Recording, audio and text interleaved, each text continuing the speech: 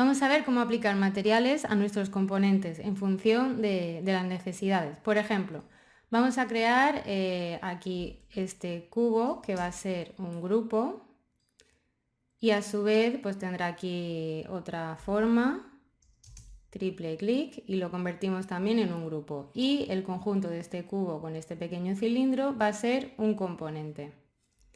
Componente ejemplo. Vale, vamos a crear varias copias de este componente con la herramienta mover y 2x para crear dos copias, y aquí tenemos 3 veces este mismo componente.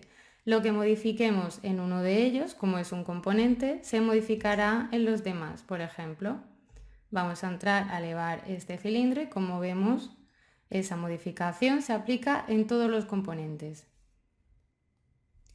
Sabiendo esto, vamos a ver cómo aplicar materiales. Por ejemplo, si yo ahora entro en uno de los componentes, da igual en el que sea, y aplico material vamos a hacer doble clic, estamos dentro del componente y aplicamos material al cubo. Seleccionamos cualquier material y lo aplicamos al cubo, que es un grupo. Al haberlo aplicado en el nivel grupo, el material se ha aplicado a todo el grupo, a todas sus caras. Y como estamos dentro del componente, ese material se ha aplicado en todos los cubos de cada componente. Bien, también podemos entrar, por ejemplo, en la geometría y aplicar el material en la geometría. Por ejemplo, en el cubo, si no queremos que todas las caras del cubo tengan ese mismo material y queremos que solo esta cara lateral tenga el material que sea, pues entramos hasta llegar a la geometría del cilindro, doble clic. Ya estamos aquí y aplicamos el material. Y como vemos, de nuevo, se aplica ese mismo material a todos los componentes. Todos los componentes siguen siendo iguales. Pero, ¿qué pasa si yo quiero que una entidad de ese mismo componente tenga un material diferente, sin necesidad de convertirlo en único? Pues aplicamos el material al componente, es decir, en este nivel. Ahora tenemos este componente en el cual hemos aplicado material azul a la cara del cilindro y al grupo del cubo hemos aplicado otro material. Pero esta cara superior del cilindro no tiene ningún material aplicado, esta de aquí, no tiene ninguno.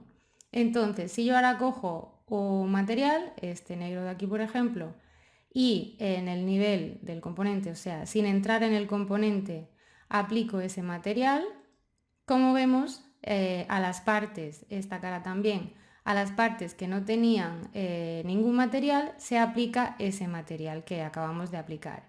Y además solo se aplica al componente en el que hemos hecho clic. Por ejemplo, como vemos, las dos caras del cilindro, la superior y la inferior, que eran las únicas partes de nuestro componente que no tenían ningún material aplicado, es donde se ha aplicado ese color negro que acabamos de añadir. Vamos a probar ahora con este para verlo de nuevo.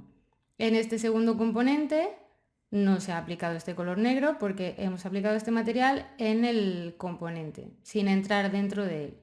Entonces, si hacemos clic aquí, en cualquier parte del componente, las partes que no tengan material aplicado, se le aplicará el material que queramos. Y solo a ese componente. Entonces, por ejemplo, vamos a eliminar esto de aquí. Si yo tengo esta silla, como vemos es un componente, la silla entera, y está formado por la parte del asiento, que es un componente, podría ser un grupo también, y luego hay un grupo que forman las patas, que bueno, si desplegamos pues hay varios componentes.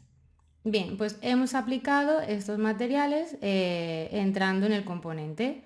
El de las patas, por ejemplo, está aplicado en la geometría de cada pata. Bien, sin embargo, el asiento, si hacemos doble clic, entramos en el asiento, no tiene ningún componente, ningún material aplicado. Si con el cuentagotas lo miramos, vamos a salir un momento, vamos a entrar aquí, cuentagotas. Vemos que no tiene ningún material aplicado, aparece este que es el de por defecto. Pues ahora vamos a crear varias copias. Vamos, ya que tenemos aquí la mesa, vamos a crear las copias de manera circular. control para crear la copia. Vamos a crearlas a 90 grados, 90 intro, y en total queremos 3 copias.